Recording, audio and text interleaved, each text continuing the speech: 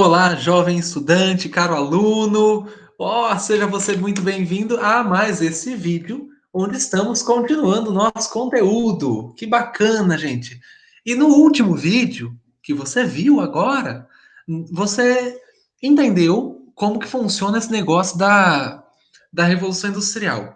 Isso você vai ver em história, geografia e muita matéria, né? Até filosofia a gente vai dar uma entradinha disso aí, né? Mas o ponto que mais nos importa enquanto sociologia são as consequências da Revolução Industrial, ok? Quais foram as consequências da Revolução Industrial? Primeiro, uma mudança significativa de produção. Antes, a produção era realizada em casa, sem divisão de trabalho. O cara era o artesão e ele fazia tudo. Ele fazia o sapato. Ele mata o boi, pega o couro, limpa o couro e assim a coisa vai. E os mercados são mercados de abrangência local, mercados ali, naquela faixa. Agora nós produzimos em outros espaços.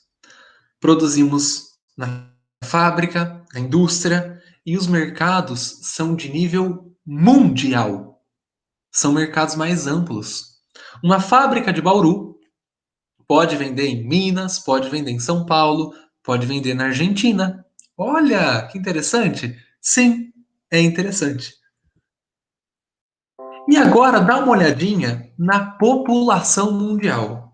Jesus. Cara, a partir da Revolução Industrial, a população mundial ela dispara, ela cresce muito. A que se deve este crescimento? Deve-se aos avanços que a Revolução Industrial trouxe.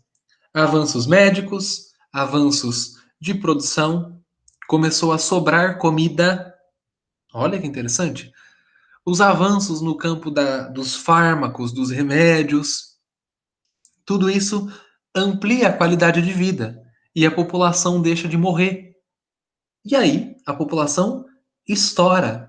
Nós estamos hoje em 8 bilhões de seres humanos andando neste planeta. É muita gente. Uma das consequências da Revolução Industrial é o boom populacional. Tá? Hoje, o continente que mais cresce em população é o continente africano. Ele tem uma perspectiva aí de chegar a 2 bilhões de pessoas até 2100. Né? Alguns autores falam em 2050. Para a gente dar uma olhada, a população mundial. Isso é uma projeção. E veja que há áreas extremamente povoadas. Muito. Olha a China, a Índia. Nossa, muita gente, muita gente. A África tem bastante gente. O Brasil tem um vazio populacional ali naquela região que compreende a Amazônia, né?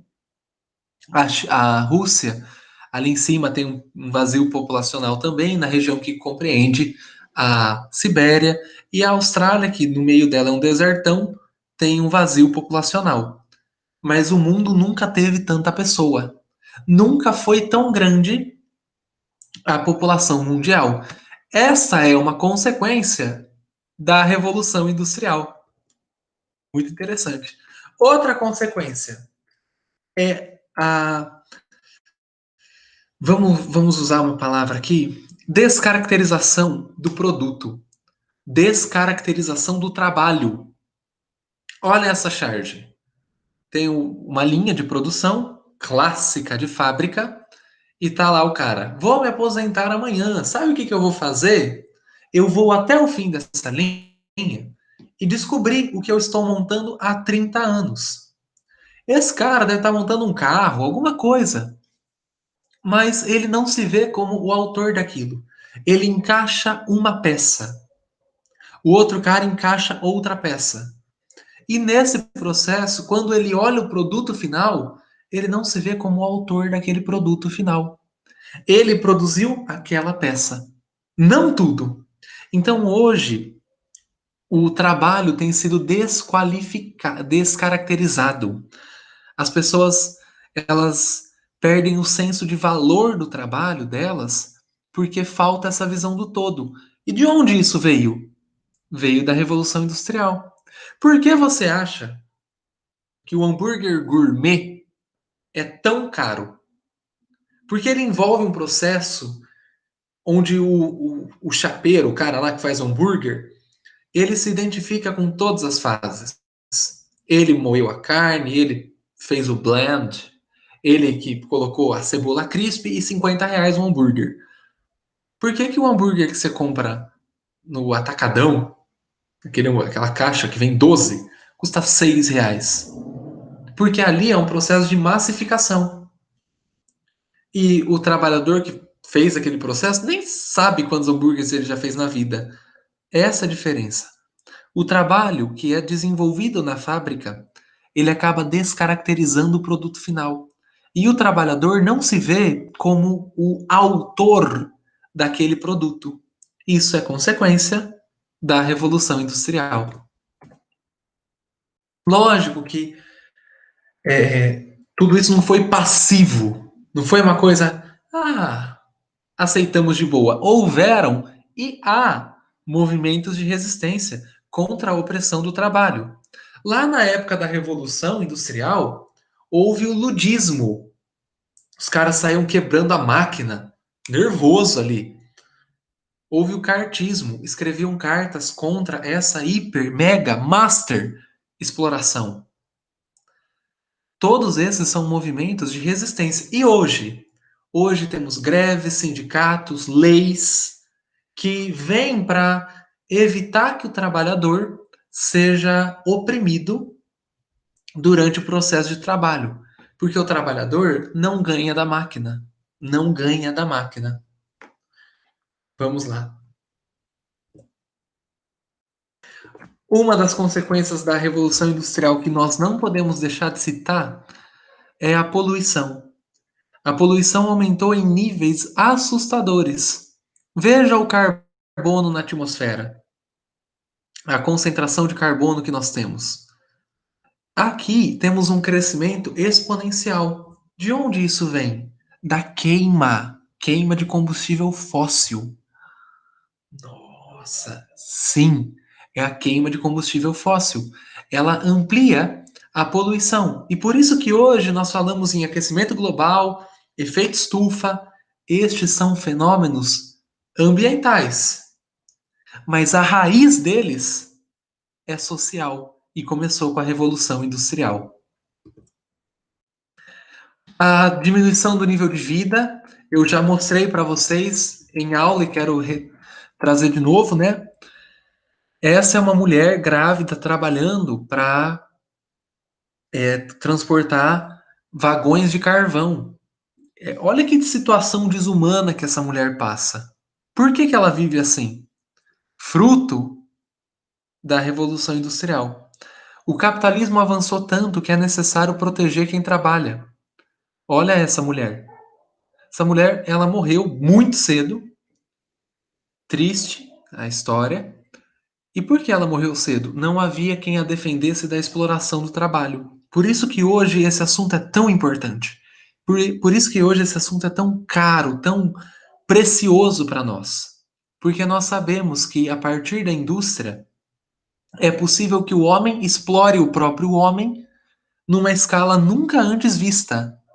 E é por isso que a sociologia estuda trabalho, leis, regimes de organização, para garantir e para de alguma forma entender o mundo que o ser humano vive e evitar que fotos como essa se repitam hoje. Conseguimos? Não.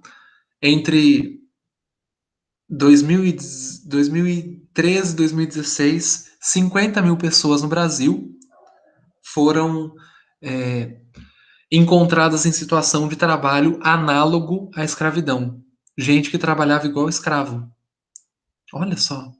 Então, num mundo de cultura, entendimento, redes sociais, a gente ainda tem bastante coisa feia. Muita, né? E como que funciona a vida nas fábricas durante a Revolução Industrial? Essa parte para a sociologia é muitíssimo importante. Lá naquela época, jornadas longas de trabalho, salários pequenos, homem, mulher, criança, todo mundo trabalhava numa péssima condição. E foi isso que motivou o crescimento e o surgimento da sociologia. As pessoas viram que a mudança foi tão rápida e brusca que elas começaram a pensar: o que aconteceu com a sociedade? Minha avó morava no campo. Eu vivo na fábrica, trabalho 14 horas. O que aconteceu com a sociedade? E aí vem a sociologia para explicar. Então, de onde vem a sociologia? De onde vem ela? Ela vem como um exercício para explicar a mudança rápida da sociedade.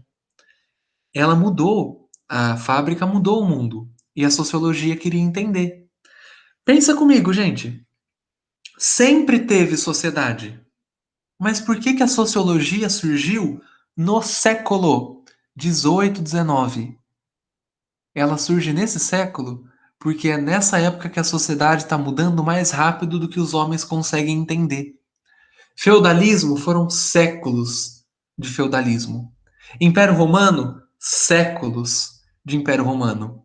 Em alguns anos, Londres se torna uma hiper, mega, master, blaster cidade industrial. E como entender isso? Os sociólogos vêm para esse propósito. Esse é um quadro do Van Gogh, Os Comedores de Batata. Veja que o rosto é desfigurado, o rosto é triste, é para representar essa vida do trabalhador. O trem que representa qual revolução industrial? A primeira. Né? Quando o trem foi criado, o pessoal disse que era necessário fazer hospício, porque a galera ia ficar doida de ver o trem andando. Não aconteceu, tá? Não aconteceu mesmo. Cenas de uma fábrica, uma criança trabalhando. Esses são os que perderam os seus membros durante o trabalho na fábrica. Super seguro, gente. Super. E aí nós entramos no fim da nossa aula. Opa, vou aqui. Aí, entramos no fim da nossa aula, que são os métodos produtivos. Os métodos produtivos que nós vamos estudar é o Taylorismo e o Fordismo. O Taylorismo é desse moço, o Taylor. No que se baseia o Taylorismo? Na busca por eficiência e produtividade. O Taylor ele pensou da seguinte forma: como que eu posso aumentar a produção? Ah, estipulando metas. O Taylor começa a cronometrar o tempo de cada atividade na fábrica, cria uma meta e a partir disso define um salário. Veio dele essa história. Veio dele. Mas uma outra pessoa aprimorou a ideia do Taylor e foi o Ford. Henry Ford colocou tudo numa linha, a linha de montagem. E o Henry Ford definiu metas e fez com que o produto fosse produzido numa esteira, num sistema. Isso até então não tinha acontecido. Como é o produto do Ford? Padronizado. Então, ele dizia: você pode ter qualquer carro comigo desde que seja preto, porque todo carro com ele era preto. O produto é padronizado, é um produto de pouca diversidade, pouca alteração, e é um produto que é feito para ser enfiado aí no mercado consumidor. Hoje nós produzimos de um jeito diferente. Uma pergunta legal para você fazer na nossa live. Como produzimos hoje? É uma pergunta bem legal. Pessoal, esse foi o nosso vídeo sobre a Revolução Industrial. Eu espero que você tenha gostado. Eu espero que você tenha perguntas. E eu te espero na nossa live. Um tchau para você. Que Deus te abençoe e até mais.